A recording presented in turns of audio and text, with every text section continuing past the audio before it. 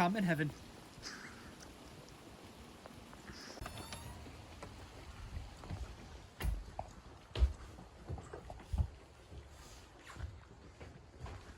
Rangers away.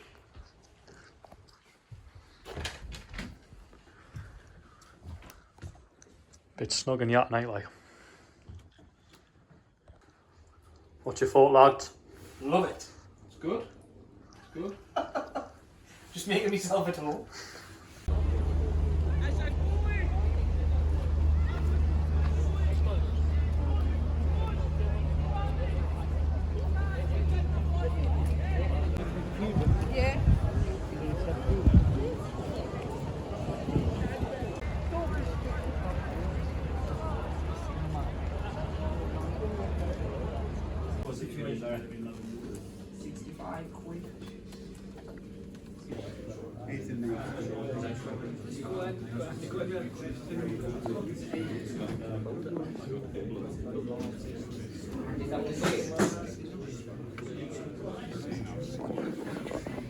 Here he is.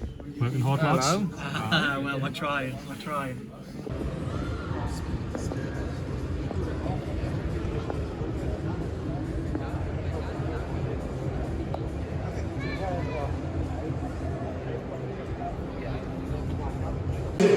For Alan McGregor, I'm going to ask you, what are your thoughts, what are your amazing memories of Alan McGregor when I ask you to think of what just now?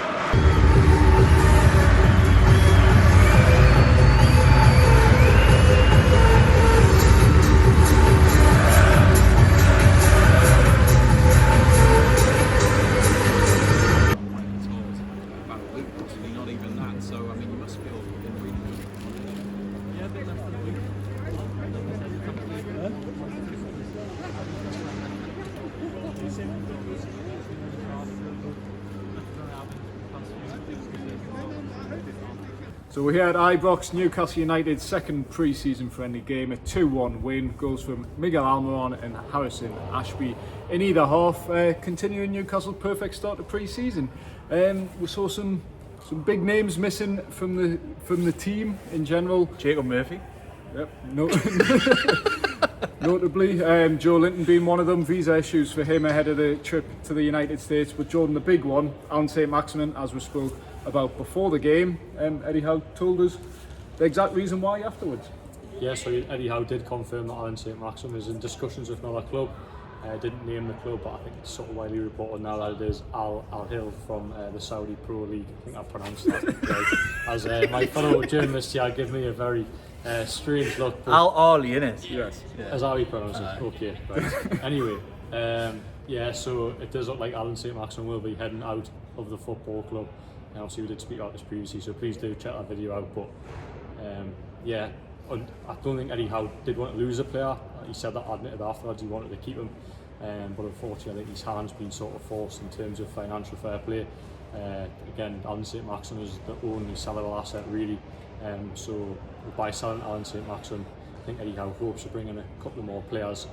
One of them players we think it will be Harvey Barnes, a left winger, so sort of a direct replacement.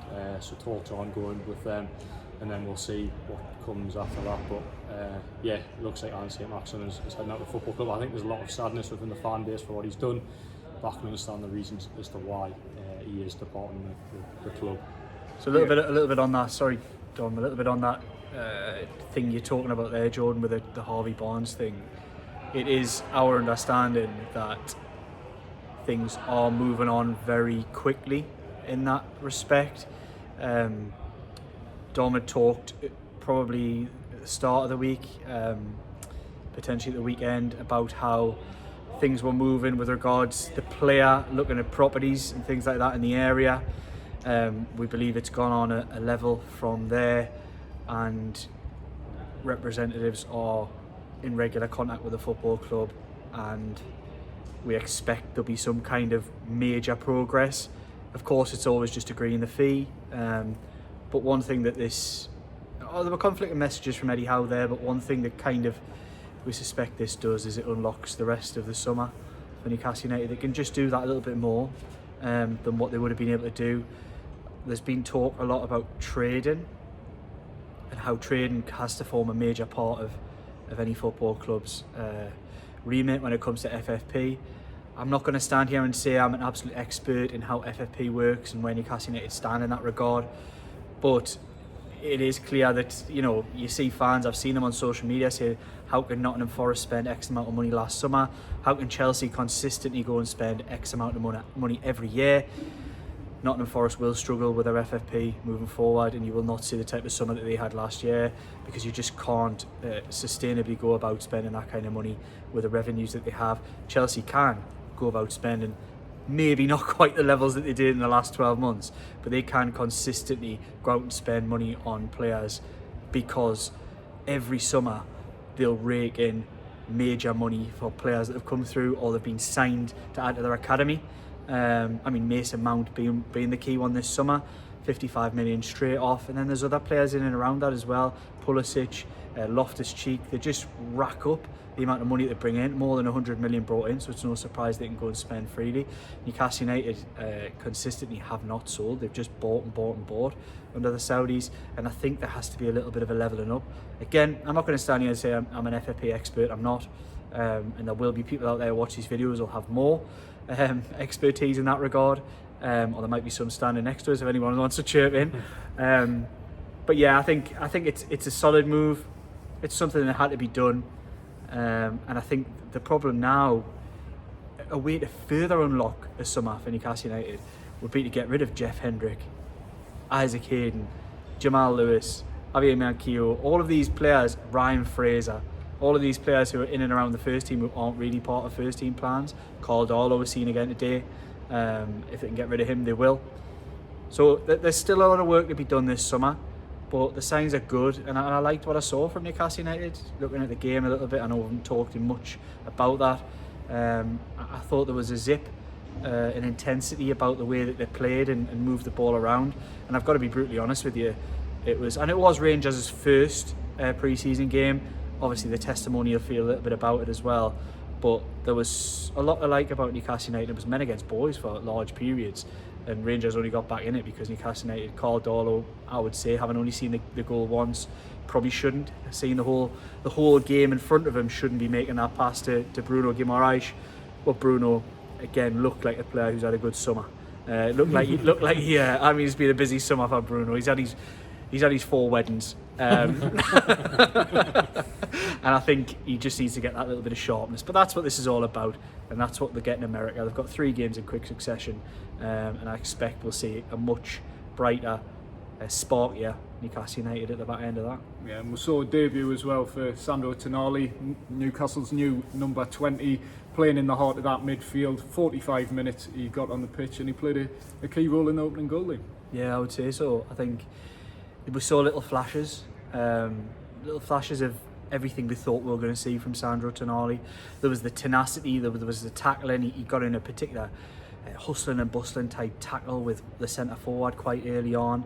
Then we seen him playing a couple of little zippy passes with Kieran Trippier, and then opening up his passing range where he's spraying it around. And of course he played a major part in just splitting through the little press that Rangers had on, and allowed Elliot Anderson to tee up Miguel Almiron. So there was a lot I like about that 45 minutes, and you kind of feel there is a lot more to come from him. We only just saw the little flashes of everything we'd kind of been promised.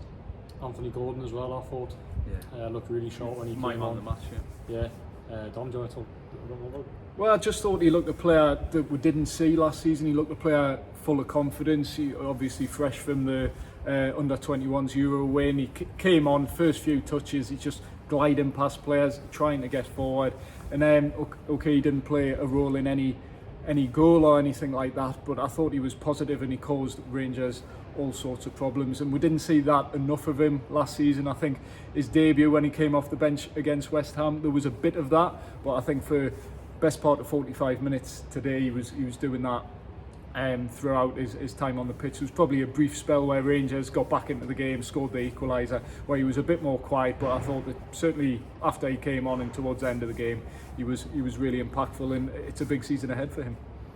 Yeah, I think we should wrap it up there unless anyone's got any more honourable mentions for anyone. No, not really. You just need to do the usual bit that everybody does in the end of these videos. Yeah, so we're new to this, but please like and subscribe. I think we've already hit over 350 subscribers, so obviously it's a big effort, and thank you to everyone who's subscribed already.